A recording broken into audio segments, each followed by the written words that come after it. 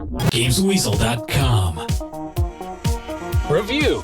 Last year, everyone was surprised when PES came out on the Wii and delivered a very different take on the football game we're all very familiar with. Instead of controlling players individually and only getting full control when they have the ball, the Wii version let you send players on runs exactly where you wanted them to go by dragging a rubber band for them to follow. This did change the way you played and let you play as a whole team, which, although tricky to pick up, became really fun to play once you got the hang of it. This new version takes the 2008 version, makes some tweaks and adds a few new modes which footy fans should love. So what's new with the controls? Well, they're pretty much unchanged, although now you can also shoot by pointing to the net with a remote and pressing B a bit more accurately. You can also still shake the nunchuck if you prefer though. You also have more control of tackling and can bring a second player in to help you out, and if you just can't get to grips with that point and click control system but only have a Wii and are jealous of your mates who have the game on other formats using a normal controller, you can even use a classic controller and play the game in the old-fashioned way. When it comes to game modes, the Champions Road is still there where you collect new players and add them to your squad as you progress. There's the Champions League mode, which featured in the 2009 next-gen versions, and the Master League makes a return after it went MIA in last year's Wii version.